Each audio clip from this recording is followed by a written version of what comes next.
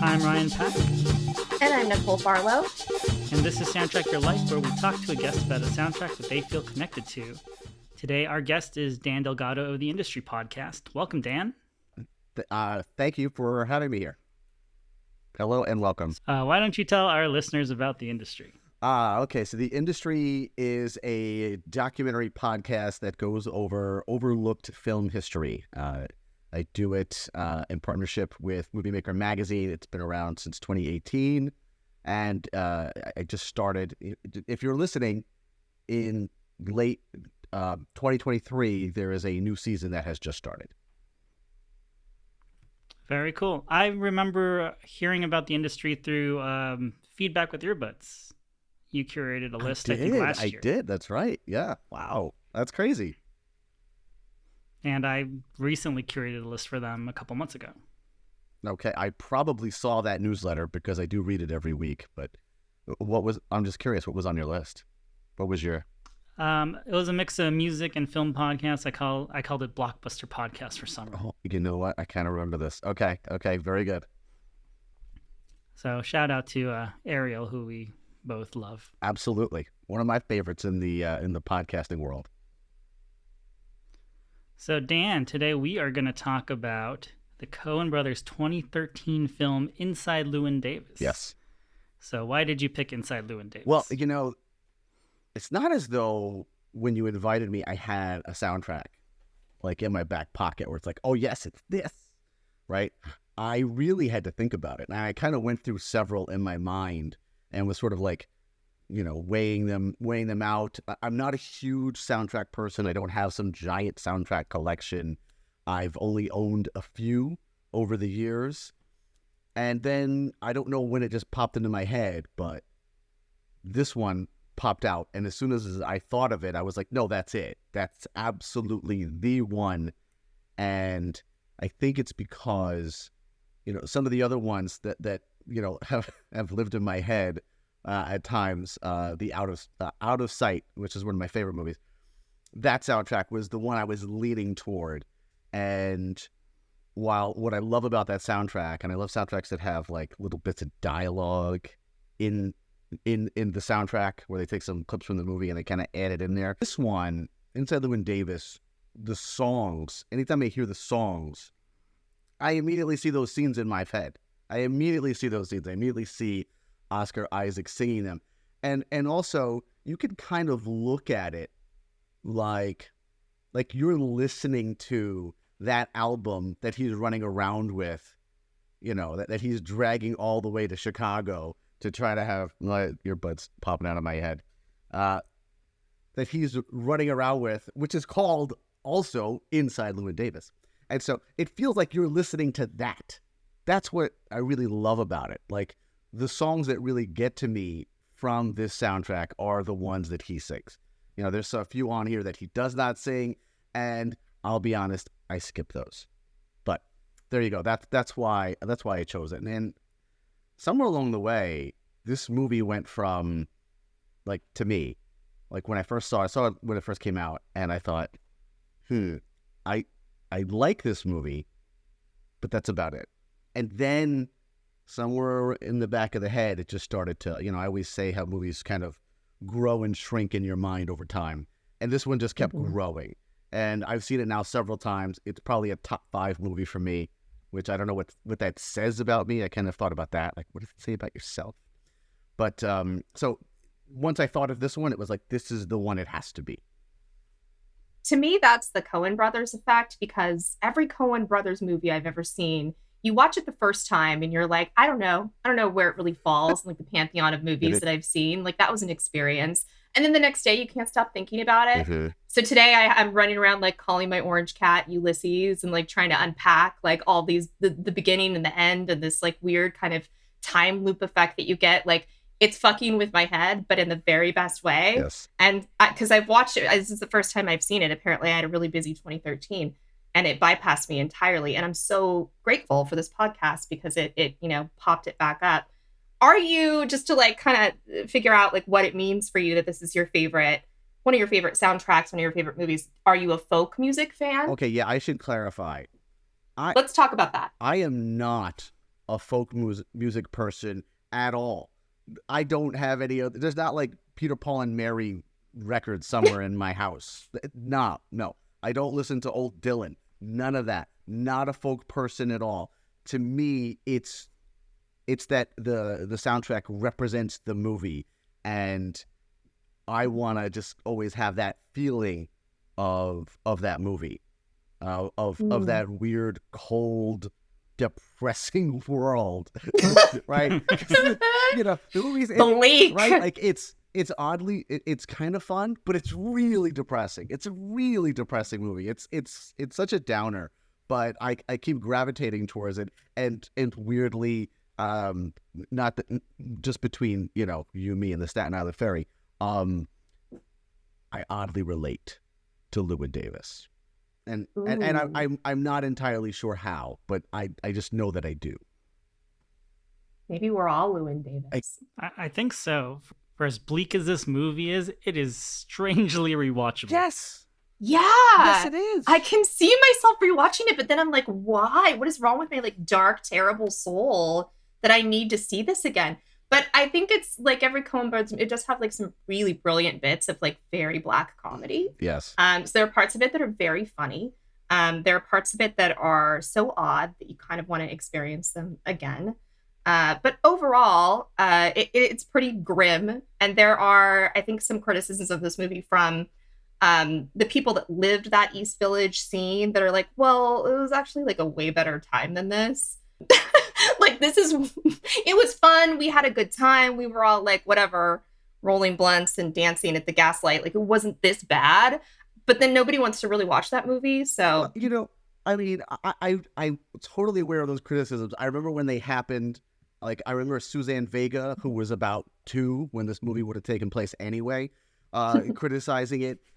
It is not an indictment of everybody from this particular time period. Llewyn Davis is not a real person. I know he's loosely based on Dave Van Ronk, but he's not real. And honestly, there are other people that you see that perform at the Gaslight who are not assholes like Llewyn is. It's okay if I say asshole, right? We're okay like that? Yes. Okay. I think I've already said fuck twice. Oh, well. Yeah. No, we're good. Wonderful. I mean, he is called an asshole like all throughout the film, and he kind of is one, right? It's kind of hard to deny that he is one.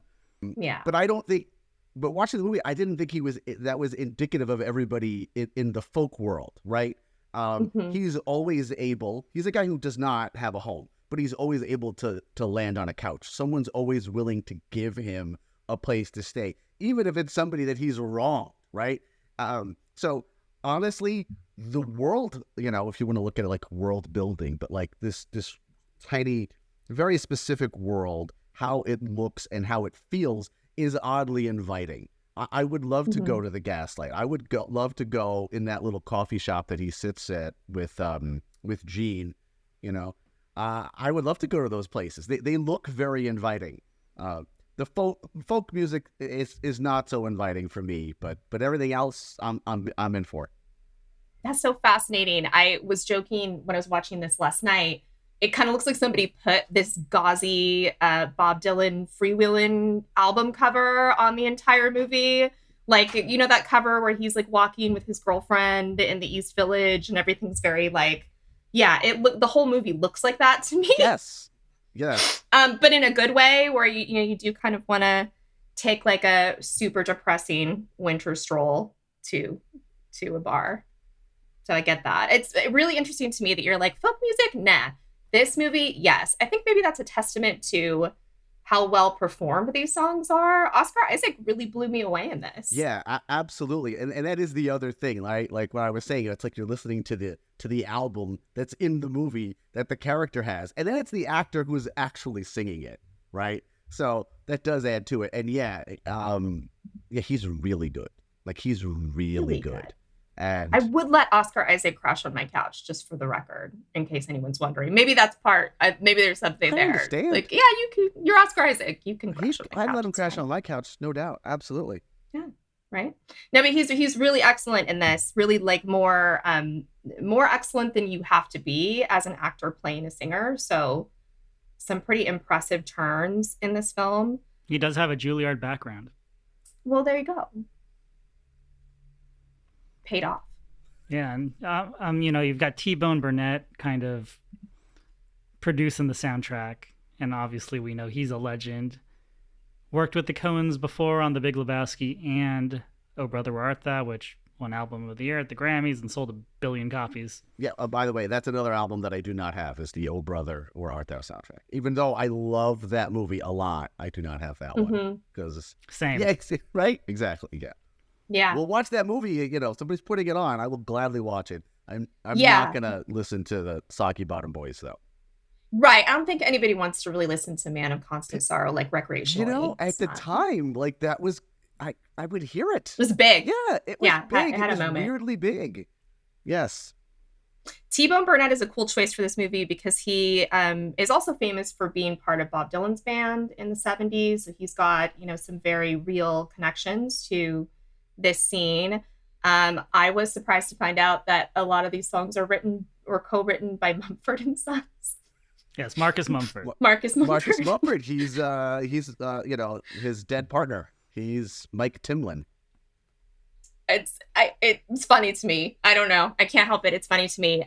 Also, apparently, like, Llewyn in Welsh means lion-like. Oh. And then Mumford and Sons have this song called Little Lion Man. And in my drunk brain last night, because I had way too much wine when I watched this movie, I was like, there's so many lions, man. Folk. Wow. And then there's a cat, which is sort of, in the same family. And there's a cat. Yeah. There's this whole cat theme. There's this whole weird connection that's going on here. Yeah. I'm looking at my own orange cat at home, and I'm like, you seen this, bro? This is wild. Yeah.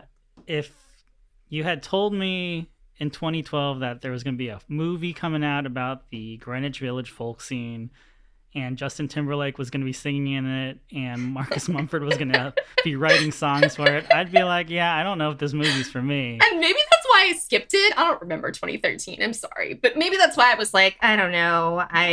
Before the podcast started, we talked a little bit about how I'm not a huge fan of Justin Timberlake. I think everybody has their own personal beef with him in some way. I'd like to relegate him to the Trolls movies, and that's kind of it. Wow. So the fact that he's kind of a heel in this movie, like he's kind of a doofus with his like dumb novelty song, is a little perfect. I was good with that.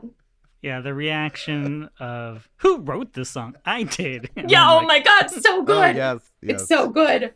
Yes. That part was so good. And not to like jump right to this, because I feel like it's the one thing that people, not the one thing, but it's probably the thing that if you've never seen this movie, is this Dear Mr. Kennedy song. That is, it's Justin Timberlake, it's Oscar Isaac, and it's Adam Driver doing like the most ridiculous backing vocals. Oh my God. Ever committed to film, like ever. Yeah. They're so Adam funny. Driver in a cowboy hat. Oh my God, oh my God, I died. Oh, yeah. I was dying. Outer space. Outer space. It's fantastic. It is fantastic. Yes. Oh my God, it's so genius. It like, I remember it when it had a moment, it kind of surfaced and had a moment, because it's like, oh, Kylo Ren and Poe are like doing this song about space. But I've never seen it in the context of this movie, and I was just beside myself. Tears. So good. I also read that this feels so appropriate. I guess this is the movie performance where Adam Driver watched it, and he's like, yeah, I'm never watching any of my performances again. I hated so much what I did in this scene and in this film that I can never watch my movies again. That's too bad, but... Which is really a shame, really is. Because it's great. It is fantastic. Although, Gene Hackman is somebody who does not watch his own performances that I'm aware of. Yeah, so. I think there are plenty of amazing actors that are like, I just don't want it in my head. And I kind of get that, but it also is kind of funny that like it's this particular thing. Yeah. I mean, as all podcasters here, like, how are you listening and editing your own voice? Because I'm always like, the worst. Oh, I hate it. Yeah. Everybody exactly. Yes, it's the worst. Yeah. But you do it. If you love the sound of your own voice, like, that's fascinating to me. Well, yes. Yeah, whenever I need to like cut something out for time, it's like, all right, I'm cutting out me. It's me. I'm the first one.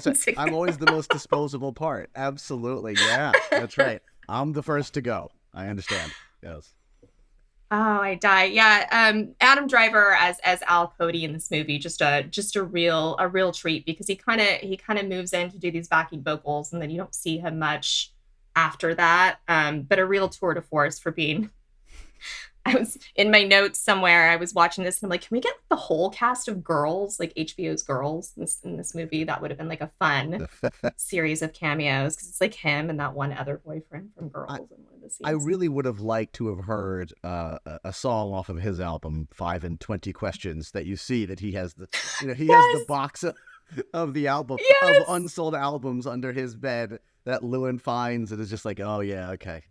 I know what this is like. And there is kind of this, there's this whole theme in the movie of like, I don't know, the artistic disposition and this idea of like constantly trying to make your career and having all of these, really terrible, tragic, awful setbacks. Yes. And then at the end, Bob Dylan comes along and it's like, well, everything that you were trying is fucked anyway because it's all going in like a completely different direction, which is depressing. It's such a great and perfect ending that way. Yes. And then it gets the shit beat out of him. Yes, he does.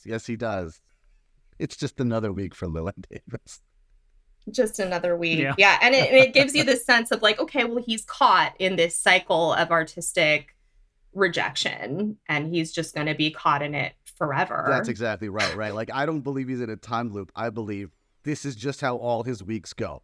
They just all go like maybe this one is impressively lousy, but they're all pretty lousy. They're all pretty bad. He's still going to be, couch surfing and making every wrong decision that you could possibly make. Yes, he's not going to learn from this week. No, I don't think he's learning. I don't think so. It's a little possible. I mean, the last song, right, that he sings, which is where he sings by himself. He sings fairly well, and that's the one that he didn't want to sing at the Gorfines, right? And gets angry when Mrs. Gorfine starts singing with him, starts doing the backing vocals, and right. I don't know. Maybe he's progressed to a point where he will sing it. I don't know. Then when he's done, he's like, "That's all I got," which I don't know what that means. Like, that's all I've got for you tonight, or that's just all I got. It's all I got in me. It's like it's got two meanings, Yes. It's like it's all I've got tonight, but it's maybe all I've got artistically, and I'm tapped out. And then you hear Dylan doing Farewell, and it's this very kind of like parallel in thematic song, and he hears him and is kind of like, what's happening? It's a very the ending is it ends on this note of like, oh, fuck. Like, he really, truly is in purgatory forever. Yes. Musical purgatory. Musical purgatory. Forever. Yeah. That could be. Really, really good ending. And I'm still thinking about it the next day and how those two songs relate to each other. Oscar Isaac's performance of that song is so great. So I think I had read like there are, I think with the exception of one, most of the songs in this film were cut live. They were like performed live, which is extraordinary. Like, never happens. No, unless the Les Mis, the Les Mis, they did that live, and that wasn't such a good idea. You know what I'm talking about? I don't want to do that podcast. Yeah, someone's gonna come in here and they want to talk about Russell Crowe and Les Miserables. But yeah, we do not like talking about we can't do that. Well, unless it's I don't know, but Nice Guys or something. Sorry. Maybe we can do that. Oh, that's just to talk about that movie. I'll talk about that all day. Yeah, just that. But like, I don't want to talk about Les Mis. I mean, so George did cut those Bowie covers on set in like one take. Yeah, it's just there's like rare instances where that happens and you feel like it really works. And if you hadn't told me that they were live, I don't think I would know because they're done so well. They sound so great. Really high bar for musical performance in film. So I've been spending all week thinking about like why we like Llewyn Davis, even though he is quite an asshole. And back to kind of what Nicole was saying about how he, plays this wonderful song at the end. It kind of made me think about this recent Replacements box set that came out. I don't know if you're a fan of the rock band The Replacements. I'm not super familiar. So I was reading this article. So they had their 1985 album Tim remixed and like re-released, and it's been quite a it's been a success for the band. People have been celebrating this new version of this album. But I was reading this article on Racket MN about how like we can enjoy this new version of the album, but like let's not mourn this alternate timeline where like this album would have launched the Replacements into being the next great band that everyone wished they were. And I kind of see in Llewyn Davis kind of the same sort of self-destructive behavior that was in Paul Westerberg of the Replacements, where like even if this version of Tim had come out instead of the original one, they would have found a new way to fuck things up. I guess that's true. And I guess that's why we love Llewyn Davis. We love an underdog, self-destructive person. Like someone that is super talented, but always gets in their own way. We love that sort of underdog. Yeah. Somebody who's sort of like born to lose, even though he does have the chops and he does have sort of this myopic vision of what everything should be. But you know, just like anybody who has a tremendous talent, you're able to overlook some things that maybe you shouldn't overlook. Like I love Llewyn Davis as a character. I love watching him in the movie. I don't know if I'd want to be his friend, like if I met him in real life, honestly. And I don't know that he'd want to be my friend either, by the way. I could see him, you know, tossing some insults my way if I were to run into that guy. But the nonstop dedication to his craft, the unwillingness to sell out, right? How spiteful he can be watching other people be successful, especially if he considers them less talented. All of those things, I think, are relatable to anybody who's pursuing anything, you know? Yeah, it's the cost of being like uncompromising in your art, whatever you think that is, and how that will maybe keep you from ascending, but it will also prevent you from doing something that's against your, you know, inner nature or your values as a musician. Because he's constantly working against his kind of best interest in most ways.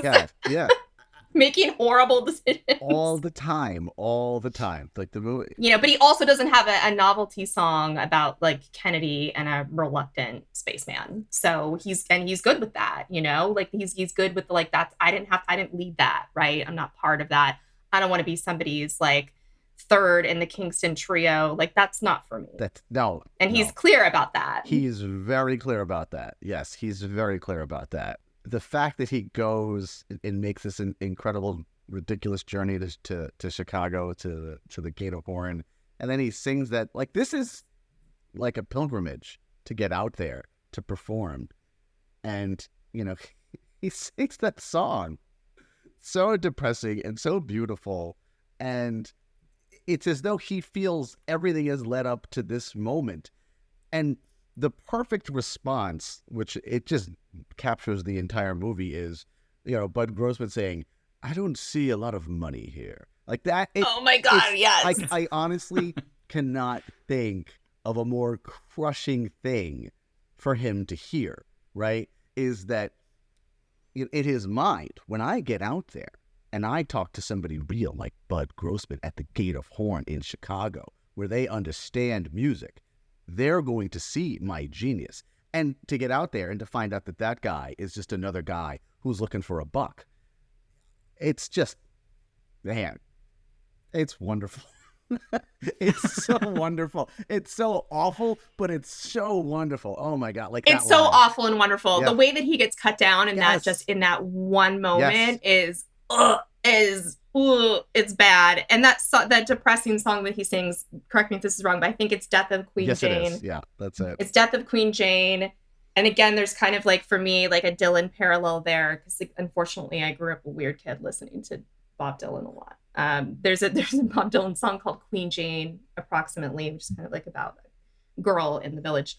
So I feel like it's like he's constantly chasing coattails. He's constantly Yes. like trying to edge towards something great, and he never gets there. And on the way, you know, he goes on these like terrible side quests where like, you know, you've got John Goodman like dying in the back of a car. Yes. And that other dude like being arrested, and it's all very like, well, you kind of did all that for nothing. Yes, he did all that for nothing. He went through all of that for nothing. Yeah. All of that for nothing. But John Goodman's character is another thing that's still kind of like haunting me about this film. Like, holy shit.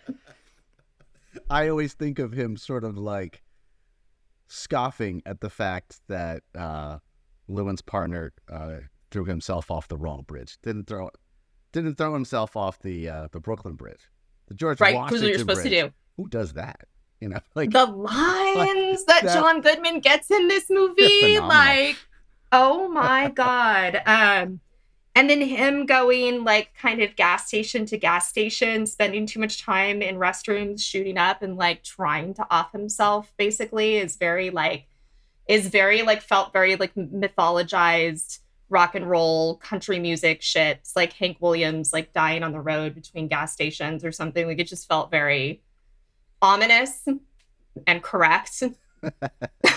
and correct for this film. Yeah, it kind of did. Yes. It seemed like severely Coen Brothers shit, I guess what I'm trying to say. absolutely. Like severely their shit. I would like John. First of all, John Goodman's presence is severely Coen Brothers shit, right? Like once he shows up, every time he's in one of their movies, it's written for him, like that role written for him in mind. Right. So yeah, like just you see him, it's like, oh yeah, all right, of course I am. Of course I'm here with the Coen Brothers. Yeah, I mean, even this whole like it's semi based off the autobiography of Dave Van Ronk. Musically, it's stylized after Dave Van Ronk, but it's definitely not about Dave Van Ronk. Yeah, that's correct. Like that's such a Coen Brothers sort of like plot about something. Yeah. It's like the beginning of Fargo where it says this is based off a true story, but it's not. It's not. No, exactly. Yes. Yeah, and obviously if you're Dave Van Ronk or anyone associated with him, you're like, no, but wait, I was actually nice. That's right. Because he said that, right? Like, no, like Dave was nice. Yes, I remember that over and over again. Like, oh, he was nothing like this. Please stop. But again, nobody wants to watch that movie. Like, I think all the kind of bit characters that you see, like at the Gaslight, or that you see performing in different contexts that have like these, you know, very like conservative sweaters on. There's just very like white folkin. Nobody wants to watch that movie. That's very like A Mighty Wind. You know? Oh my God, yes. If we recall that film by Christopher Guest, it felt like that. It's kind of hard to like do that scene in earnest because it's so corny. Mm-hmm. It's like parodying itself almost. Folk is a lot. Folk is a lot. It really is. Yeah, and it's a lot of. It can just stay over there. I don't know. I don't want to rip folk music since I'm here to. Since I brought it in, I'm the one bringing it in. Hey, everybody, look, folk music. And now I'm like, you did. And now I'm also like, at the same time, boo. You did, Dan. Yeah. I'm in shock. You brought this here to us. See? I was prepared to talk about it. This is the kind of asshole move a Llewyn Davis might do. Maybe that's why. Yeah. Very on theme. That's me. Very on theme. So, I mean, the movie did well, like critically, like most Coen Brothers movies do. And, you know, it got nominated for cinematography and a couple of awards at the Academy Awards. I think they submitted Dear Mr. Kennedy for Best Original Song, and the Academy was like, we can't accept this. It's a joke song. And I was like, what the fuck? Yeah, it's real to me, Academy. That's a Academy. bunch of bullshit because that song is, like that song's so memorable. If you see that movie, you're not going to forget that song, that performance. No. It's going to stay in your head. No, you're not. A legitimate hit. It's a legitimate and like hit, Nicole said, yes. like it has kind of outlived the movie. Not outlived, but it's kind of found a life of its own. It has. No, you were absolutely correct. Yeah. Like, I would like the next Academy Awards to have Jack Black performing Peaches, and I would like Dear Alien by the Asteroid City cast, and I would like Ryan Gosling to perform I'm Just Ken. Like, joke songs are great. Well, that's the thing. Is like, what qualifies as a joke song? It's either a song created for a movie or it's not. You don't get to say whether it's a joke. That seems unfair. Yeah, if it's a song and it's in a movie and it's an original song, it should qualify. Yeah, I mean, it should be judged on what it does for cinema. Not to get all Scorsese on No, this, please but do. Please do. To me, Yes. that song is cinema. Yes, it is. I mean, It's wouldn't you amazing. want to see Adam Driver going outer space on stage at the Oscars? This is what people would tune in to actually watch. So, you know. Yeah, we were robbed of that We really were. moment. That's super upsetting. Like, there are a lot of things that I can't forgive the Academy for, but I'm just, oh, that's my list.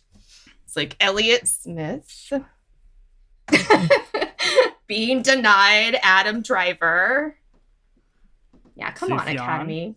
Lighten up, Sufjan. The list just keeps getting longer, is all I'm saying. I understand. Muppets performance. Give the people what they want, you know? So I hate having to compare this soundtrack to the Oh Brother Where Art Thou soundtrack because it's not really fair, right? Yeah. Do what you need to do. That's what I say. If we have to compare, It's not fair, but Coen it's soundtracks, fair. Yeah, it is fair. I don't think it's unfair. I think it's actually very fair. Yeah, I do too. And they also shot like a made-for-TV like special, like they did with Oh Brother Where Art Thou, celebrating the music. Yes. And so it is called Another Day, Another Time, celebrating the music of Inside Llewyn Davis. And I was listening to this album this week because I couldn't find all of the actual soundtrack album on streaming. But it was like a bunch of bluegrass artists. It was like the Punch Brothers and like Jillian Welsh, who also worked on Oh Brother Where Art Thou, and Dave Rawlings. And I was like, I thought this was a folk album. I know that, they're kind of cousins of each other, folk and bluegrass, but I was like, this is just the same people you would get for the Oh Brother concert album. Why are they doing folk songs? That is kind of weird, yeah. But maybe there's crossover. Maybe it's the Bone Burnett production factor too. Like, did he produce any of those artists? Because I know that he's done production for like Alison Krauss and people in that kind of that genre. So I don't know. Or maybe it's just the the Coens being the Coens too. I mean, I assume anything that is like remotely folky, like Chris Tilley, has to be involved. See, you're all saying a bunch of names. I don't know who the hell these people are. I'm just going to tell you. Like, there's a lot of names going on here. I don't know. Dan's like, I didn't come here to talk about folk music. I don't know exactly. what mistaken impression you were under. I mean, to go back to that for a second, though, do you have like a favorite song from this movie? Is there something that like you're like, oh man, like that's it? Oh yeah, Fare Thee Well, and it's the it's the one, not the Oscar Isaac solo one, but it's the one with his deceased partner. That's I don't think that it's Marcus Mumford. It's Mike Timlin who is also singing on that. And when I hear that, that's the song that they use for the trailer. And there's like five versions of the trailer. But when I hear that, I see that trailer in my head. And so it just overall just really gives me the feeling of that movie. Like when I hear that song, I just see the struggle of this asshole running around Greenwich Village. That, like, I see him, just doing all of the things he's doing, chasing after a cat, riding the subway, angering Carey Mulligan, all the things that he does in the movie, getting punched in the face, all that good stuff. So yeah, that is by far my favorite song on the soundtrack. And I think we asked this a lot on the podcast, but do you love this soundtrack because you love the movie? Absolutely. And because the soundtrack is the movie. The soundtrack is the movie. Yes, it is it is my pick because it is an extension of the movie. Yes, if you just gave me this soundtrack and said, here, why don't you go ahead and enjoy this piece of music, I would be like, well, this was very nice, and probably not play it again. But because when, like, if you were to bring up the songs on the soundtrack, I can remember what scenes that they go along with, right? Pretty much. So that's why I like the soundtracks, because I love the movie so much. Yeah. It's something that I love about the soundtrack to this film is that, most of the tracks are created for the movie. So it's really its own kind of like fake universe of folk. So I think you don't have to like or engage with folk music from the 60s to feel something out of this. It's its own deal, with the exception of a couple of tracks. I think that's kind of fantastic. I think that's what soundtrack, that's what it should be, is something that's unto itself. Yeah, I mean, whether you only know folk music from this movie or whether, you grew up listening to Dylan as a kid, you can appreciate it either way, right? Like, you can appreciate it as its own work, or you can appreciate it as like, oh, like this really does fit the style of the time, and there's probably like some connections to these other songs that, were real songs. Yeah, absolutely. Like, it feels like I've got the actual album that he's going on. Like I think of Grossman tapping on it and say, "Play me something from here. Play me something from inside Llewyn Davis." Like, oh, that's it. That's what I have. That's what I'm listening to. Listen to the same thing. It's a great impression. Thank you very much. It's been working on it all week. And I remember that from the trailer too. Exactly. And when I hear Fare Thee Well, I hear that's at the end of the trailer. Absolutely. Yes. But it's not a gateway drug to folk, this soundtrack, which is funny to me. It's like, it's not... No. It's not the marijuana that's going to get you into harder stuff, harder folk. No, if anything, it should be a gateway drug that would get you into other Coen Brothers films. That's the only gateway that I'm personally suggesting here. Mm-hmm.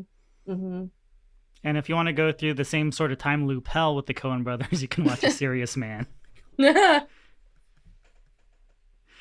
Because I feel like they're very similar movies, but I feel like Inside Llewyn Davis is like a million times more rewatchable. Oh, yes, that's true, because I have never rewatched A Serious Man. Which is to say, me neither. It's not to say I didn't like it. I felt like I don't need to do that again, Yeah, it's exhausting. Well, because I feel like Coen Brothers movies fall into those two camps. It's either the camp of like, oh, that was brilliant, and I never ever want to see it with my eyes again. And then that was brilliant, and I don't know about it, but I want to watch it 57 times in a row. Yes. Yeah. So it's like the Lebowskis and this film, and there's a lot of this is kind of separation between like the two things. Yeah. Like, yeah, there's like there's your Coen Brothers that are like super fun movies, and then there are ones where it's like, oh, this is some version of hell that these people are in, and I don't know if I want to go back there. Yes. No, that's exactly right. Yeah, and a common criticism is that it doesn't always feel like they care about their characters. And even though they put Llewyn Davis through hell, I feel like they still care about him. I almost feel like they're like, I dare you to care about this guy a little bit. But, I do legitimately care about him. When he's performing for Bud Grossman, when he gets to that moment, and it's like, okay, this feels like everything. This feels like it's all led up to this. I'm so rooting for him in that moment. I'm like, okay, man, this is it. All the terrible things that you've done and that you've gone through, it's led up to this moment here. And I'm like, okay, I hope he knocks it out of the park, which he does, but not in the way Bud Grossman wants him to. So, but I definitely care about Llewyn Davis. Yeah, I'm definitely rooting for him the entire time, even though, geez, here's a guy who is going to ask the husband for money for an abortion for his wife that he got pregnant. Yeah, it's not very good. It's not great. It's not great, right? That's not a great thing to do. And there's also this implication that this is just kind of what he does. That he, right. What does she say? Like, you should like wrap yourself in like 57 condoms or something, and just at all times because you're horrible. You're a horrible person. That should just be like a walking condom. There's some really great lines from her in this movie as well. And then when he goes to pay for the abortion, he doesn't have to, because an abortion he paid for previously, the girl decided to keep the baby and not tell him. Right. And again, the comedy is black. Okay. Like, it's black. There's a lot of like storytelling that kind of happens in the margins, and there are characters that you never see, but you see kind of like the reverb from those decisions happen throughout the movie. I think the reason that you care about him too is the songs are so great, and the songs are so, soulfully done and written and told. So I think, back to kind of like the Westerberg thing, right? Like, yeah, there is this like archetype in music of like the true asshole, but how could an asshole produce something like that magical and wonderful and, you know, connected to their humanity? I think that's kind of the reason they put the cat in it too, right? Like he's kind of overly concerned about like the well-being of this cat. I think in most instances in the movie, he has compassion. He does feel bad. He just is also like propelled to keep going and keep trying to find the thing that's going to make it all make sense. Yes. And yeah, we should not overlook the idea that somebody has an abortion credit. Like, I don't know that that's frequent happened. abortion card. Yeah, I don't know that that's ever happened before. Yeah, it's almost like he came in with like, you know, it had the 5 punches. There you go. The punches. Oh, hey, like, oh, you don't need to pay for this. You got a free one. Free one. Yeah. Yeah, that's right. Oh Yeah. God, I was gonna compare it to Yogurtland, and then I realized how bad that would sound. It sounds bad either way. There's nothing it does good sound about bad it. In either fact, way. we should probably move off the No. topic. I'm sorry I made that reference. Well, you know, it's part of the It movie. is part of the movie. So It's send your emails. it's important to to the film. Okay. You could argue that it should be more important to Llewyn Davis. He's the one that doesn't seem to care that this keeps happening. That's true. Yes. But yeah, it's a kind of a comedy of really bleak, tragic errors. Mhm. Yes. That's just seems to be doomed to keep happening. Yeah, and again, when he like comes back to when he's at the party at the professor's house, and they figure out that like he's brought them the wrong cat. Oh my God. He's brought them the cat that isn't their cat. It's like he's not even male, and she's holding up the cat. And she's like, "Where is his scrotum, Llewyn? Well, you know, I mean, Where's its scrotum? I can't get it out of my head. It's so funny. he does. Like he's sitting in that coffee shop and then just sees a cat walking down the street and is like, "Oh, this must be. That's got to be it." As though the city wouldn't just be teeming with random, you know, small animals. As though he's just Right. he just moved to New York City and is not aware that there's possible that there's other. He's concerned cats. about the cat, but has not paid enough attention to the cat to know which is the actual Exactly. Okay, it's really hard to tell like Orange Boys apart, though. Let's just be fair to Llewyn in that instance. Like they're similar, right? Yes. I probably would not have just, you know, picked up that cat roaming down the street and said, "Oh, this must be the cat," you know? Right. I had a whole conversation last night where I'm like, I wonder if they used multiple cats on purpose or because there are like cat labor laws that are really strict. This cat labor Like, laws? is there a No, union? Is there a cat union where you can only use like? According to Wikipedia, it's because cats don't really follow directions like dogs, so they just used a bunch of cats. I mean, that also makes Yeah, sense. that's- Here I am thinking about the cat union. It's really just that they can't perform. Yeah, just that they're They're terrible at it. Yes. Okay. Obviously, I'm like delighted by this film. I'm just like, You need to think more like delightful. Llewyn and just kind of live in the moment. That's exactly right. That's exactly right. I did have to fast forward a little bit, like through the cat getting hit by a car. I know. Oh my God. I Oh my God. didn't love that. I was like, oh no. Yeah. I think in my show notes, I was just like, fast forward for cat harm, no. And then I'm I'm that person that Googles like, does the cat die in a movie? Does the dog die? You know, I'm that person that needs to know if there's like. I understand.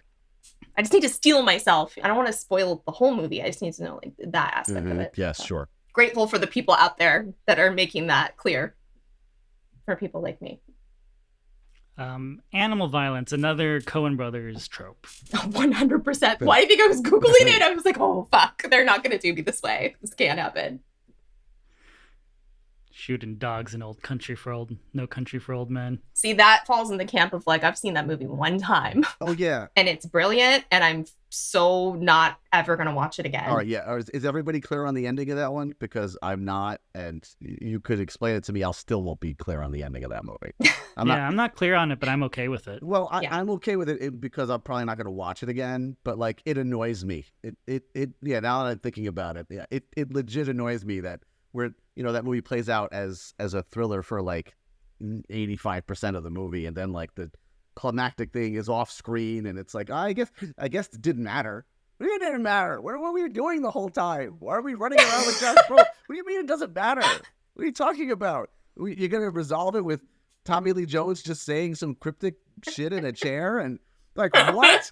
That's the ending? I'm sorry. I'm just Why going did you on. do this to me? Tommy Lee Jones might as well have just opened the book by Cormac McCarthy and just started reading from it. Yes. Yeah, what I remember walking out of that theater and being like, what? Like up until that moment, up until we get to that point, I'm like, wow, this movie's amazing. It's completely gripping. This is great. And by that ending, I'm just like, I don't know. Well, it's one of those endings where you're like, is it intentional and does it have some kind of artistic meaning that I'm just not cool enough to understand? Yes. Or did they just not know how to end it? Because that's the argument, right? Is that they do get some flack for that. There is intent behind that ending. That's done on purpose. You're not killing your main character off screen and then we're just gonna like roll up on it and like it all happens. What? That's clearly intent. It's upsetting. Yes, No, it's upsetting. So many aspects of that movie are upsetting in ways that like it's a traumatic movie for me. I just don't want to think about it longer than I have to. Yes. And I say that as a Coen Brothers fan and like in full recognition of their genius. Absolutely. I'm a huge fan. Any movie that comes out, I'm there. Opening weekend. All right, let's go see it. I was very eager to see that one, and that ending. It's still, I'm sure that the people who love that ending or who understand it, they probably think that's a great movie. Yeah, well, they're lying to themselves. They're also probably really insufferable, so that's fine. Or they read the book. They can have it. Or they read the book. They're just big Cormac McCarthy fans. So that's fine. That could be. Yes. To each their own. Yes. Yeah. I remember three things from that movie. I remember Josh Brolin dying off screen. Mm-hmm. Tommy Lee Jones like ending the movie on like some sort of monologue I didn't understand, and Josh Brolin shooting some dogs. Oh, okay. Do you not remember the and the cattle gun. Cow knocker. The cattle gun. Yeah, sure. Yeah, like if you're not remembering the cow knocker, it's because you blocked it out. Yeah. Like I did. I mean, I'm not a violent person, but that's a really cool way to kill people. Ryan is like famous on this podcast for not loving like a violent film. So like we have a hard time covering like Tarantino because Ryan's, like this. I don't like a gory film. Okay, well, violence, gore, tomato, Sure. kind of. So it's funny that you say that. Like, yeah, let's do the Saw movie next. Yeah. Ryan's changed. I did not know what the cattle gun was prior to that. So like when he pulls it out, he puts it to the guy's head. I'm like, what's gonna happen? I knew it wasn't good, whatever this was. I was like, don't let that guy put that on your forehead. But I was like, oh, okay, that's what that is. That's what that does. Yeah. Pretty amazing though. The Coen Brothers can do that movie and everything in that movie that is legitimately like very scary and awful, and then also create something like Dear Mr. Kennedy. That's They do have a writing credit on the song. What range? That's just amazing range. That is the beauty of the Coens, because they're just like, okay, well, we did that. Now we just want to write. I don't know. We want to get JT in here. We want to get Kylo in here. And we're just gonna make like, we saw Dick in the Box. That worked. That was a good novelty song. When Force Awakens came out, the first of this new trilogy of Star Wars movies, when I saw them in the movie, I was like, whoever is casting this movie for LucasArts must really like Inside Llewyn Davis. Yeah, so that's a question that I had. Does anybody know if is there something there, some connection, or is it just completely coincidental that they ended up in the same franchise? I don't have an answer, but I'm gonna guess it's coincidental. I just I don't know. It's really weird. I know the internet has already collectively noted that, but it's pretty weird. I mean, Oscar Isaac and Carey Mulligan, they're both in Drive before this movie. And you just like, was that a thing? I don't know. Yeah. I mean, I guess it's also just Adam Driver is such a compelling and like unique actor in his own right. And I think people saw him sort of earlier in his career and were like, well, we're just going to cast him in everything where we need like a presence. So I guess it shouldn't be surprising. The man is booked and busy. Yeah, I'm a little surprised he's not in more Coen Brother movies because they kind of have like a certain look to actors that they like to use, and he really kind of fits it. You know, there's certain people that you look in and it's like, oh yeah, this person fits, right? Like Right. like whoever the kid is that's playing his nephew, and Yeah. like that kid looks like he belongs in a small part in a Coen Brothers movie. Like that kid is perfectly cast. Yeah. I said the same thing about Maya Hawke and Wes Anderson. Like she looks like she's made for Wes Anderson movies. Yes. Who also seems to like to kill animals, by the way. Yes. Well, They there's do. a lot of similarities, They right? do. Where there's a lot of very kind of like, I don't know, stoic or stilted dialogue. I think that they both kind of lean into, and you kind of feel like, well, why should I care about their characters? But it's all in service, I think, of like a greater story. I think that's just their kind of storytelling wheelhouse. But yeah, Wes Anderson hates dogs. Like fact. Right. Yeah. Yeah. Like unnecessarily, you know, like It's brutal, like, and I love him too. But I love him too, but you know, why does that dog have to die in Moonrise Kingdom? Is that necessary? Was that? it's so unnecessary. It's just weirdly random. It's so Why does Jeff unnecessary. Goldblum have to hit the dog with the newspaper in Life Aquatic? It's right, and it's shit like that where you're just like, okay, I was like needlessly mean. There doesn't even need to be a dog there in the scene. Yes, it keeps happening, you know, in his films where it's some random animal who gets killed, and wait, there's a pattern here. I don't know. Did he get bit when he was a kid? Like, what is this about? What happened to you? Happening When did dogs hurt you? No, totally. It's very weird. I don't know. Yeah, at least in Tenenbaums, it kind of felt like it fits.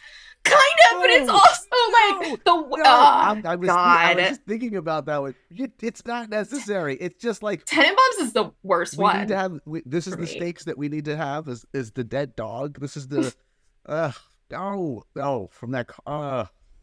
Yeah, brutal, just brutal. I was just happy that in Llewyn Davis that the cat, it's kind of like mythical, so therefore, like, at least in my mind, like, is never dead. It's sort of like a Schrodinger's cat situation or something where it's like it's everywhere, it's everything, it's everyone, so the cat can't die, and that's how I slept at night, you know, like the cat's mine, we're good. Whatever gets you through the night. Mythical quest cat. I understand. Yeah, it may not even exist. It may just be part of his like conscience. It's a figment. Who knows, right? And then you find out at the end the cat's it's name his is moral center. The cat. And you find out the cat's name is Ulysses. It's at the Tyler end. Durden. It's a Tyler Durden situation. I like the Tyler idea Durden that cat. it's his moral center because it keeps running away from him. So that's perfect. Mm-hmm. Yeah, it's like, and there's that scene. I don't know. Can you tell? I just like made that I up have during this animals. podcast. It sounded like you just made it up, but I kind of like it. And usually, like theories like that are usually like, get out of here. But you know what? There's something to that. I like that. That's one. Ryan's film school education coming through. Nice. Fuck Juliard, Oscar Isaac. Nice. I will. This is embarrassing. I remember, being like 18, 19, like in film school, and people making conversation be like, oh, so you think you're gonna be like the next Spielberg or something? And I'd be like, no, Coen Brothers. I'm gonna be like the Coen Brothers. And they'd be, who? If I were you in that situation, I probably would have said like the same thing. So I understand. I totally understand that. Yes. Yeah, I'd be like, no, not Spielberg. Yeah. Joel and Ethan Coen. Is that your top of the mountain for you? Are the Coens? I would say so. What's your favorite Coen? I like to be pretentious and say Hudsucker. I loved Hudsucker. Wow. Oh my God, I like that Hudsucker. for you. Hudsucker is great. But it's also the first one I saw, so that's why I love it. It's great though. Being like, I feel like 12 more or 13, people should know. Absolutely.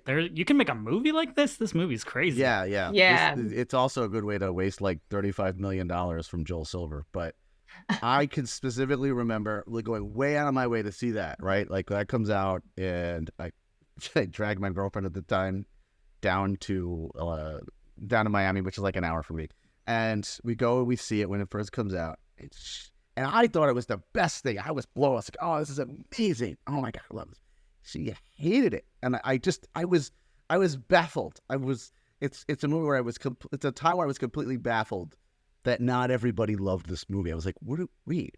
Then I found other people who had seen it eventually and did not care for it. And it really strikes me because it's like, how do you not enjoy something that moves that fast? It's that funny. It's just so damn clever and it's just constantly topping itself scene after scene. How do you not love that? Those performances, Jennifer Jason Leigh, oh my God, so good. Hudsucker was so good. Yeah, how do you not love that movie?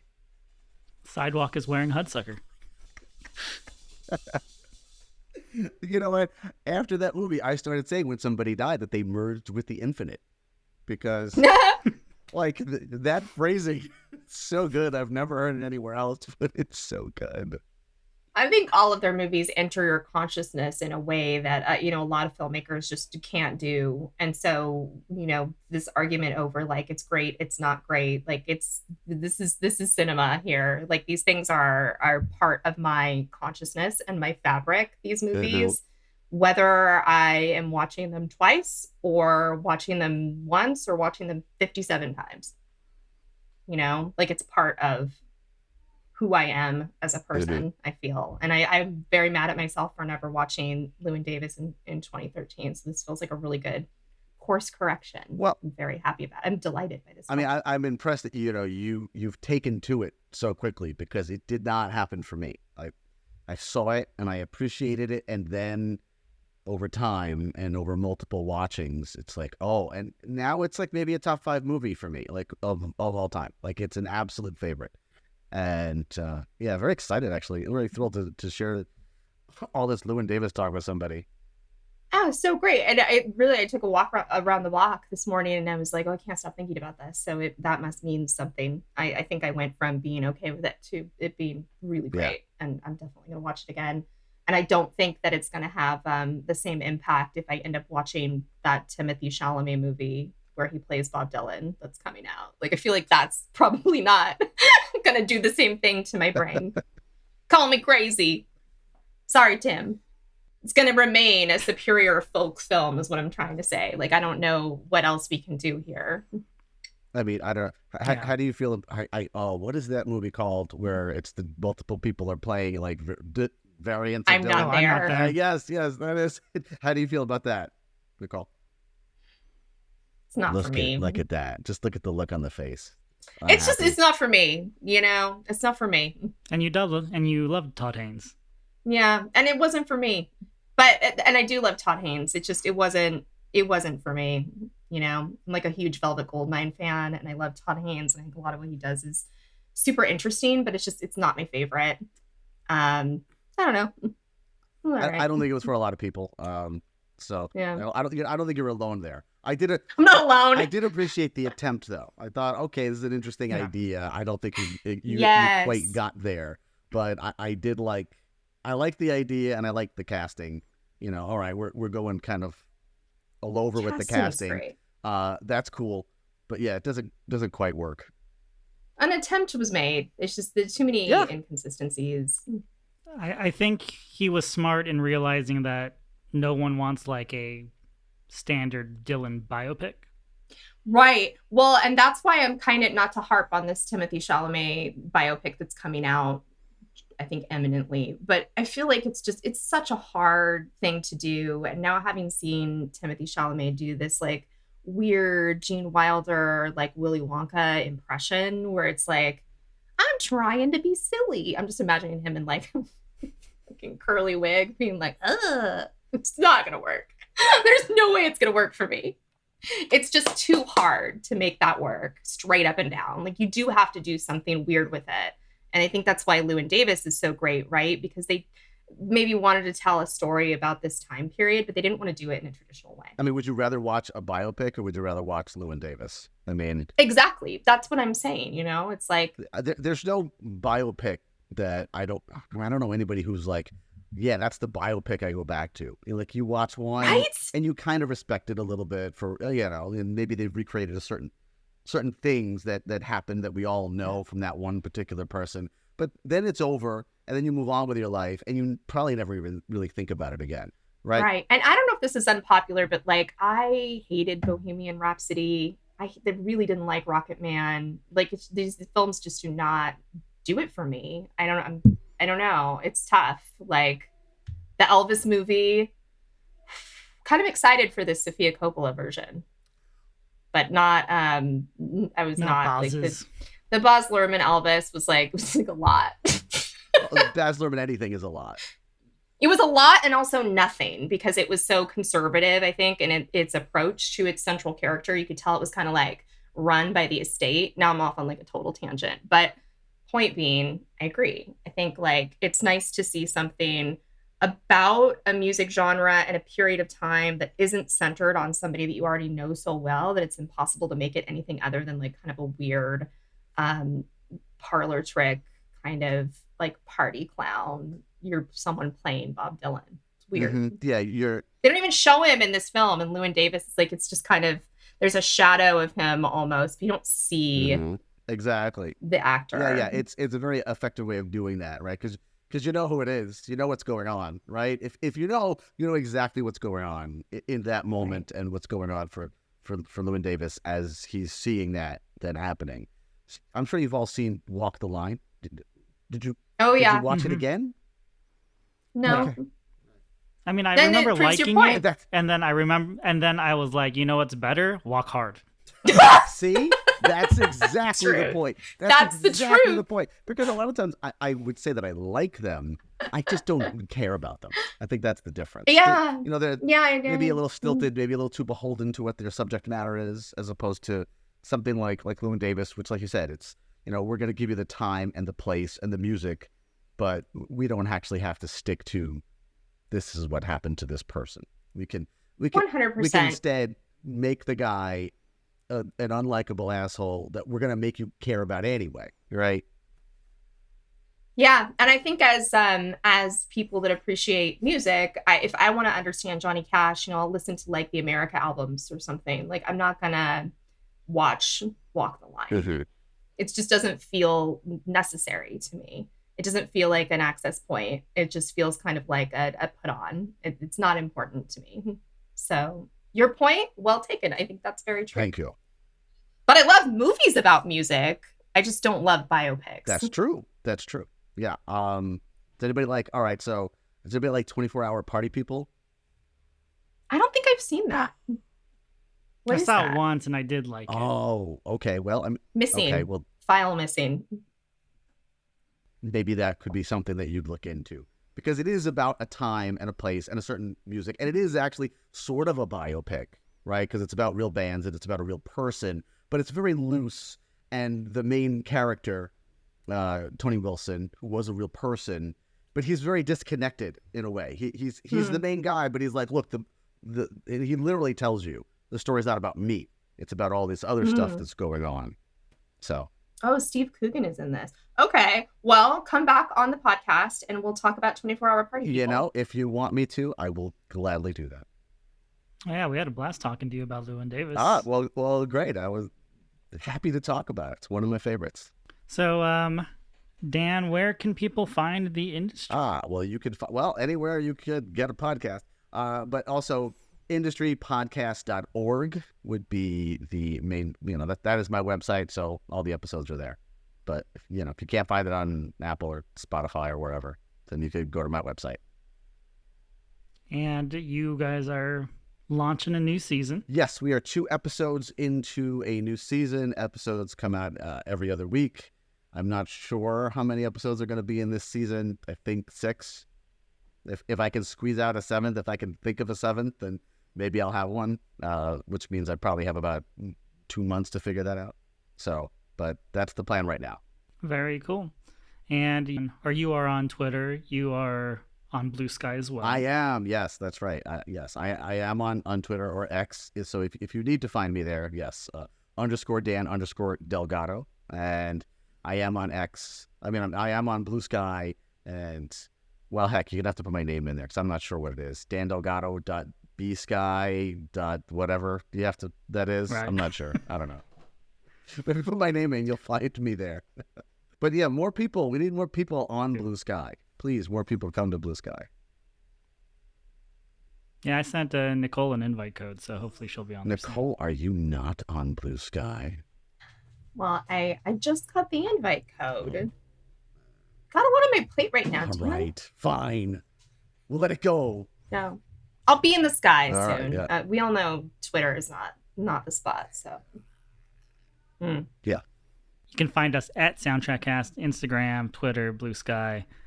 And it's soundtrackcast.bluesky.social. Whatever. It's not complicated at all. I know. Maybe that handle. This guy might want to look into that if they want. Gee, I wonder, why is nobody on there? Gosh, I don't get it. Yeah, let's come up with handles that no one could use. Does anybody have a Mastodon? Because I could not figure that out at all. I don't. I was using that, and I ended up throwing the laptop out the window. It's like, I don't understand how this works. This is for people who are way more intelligent than me. The people who use this, I think they're the ones, they understand the ending to No Country for Old Men. That's who uses Mastodon. Total overlap on the Venn diagram. There you go. That's it. That's right. Yeah. I mean, I work in IT, and I'm like, pick a server. No. Pick a server. I know.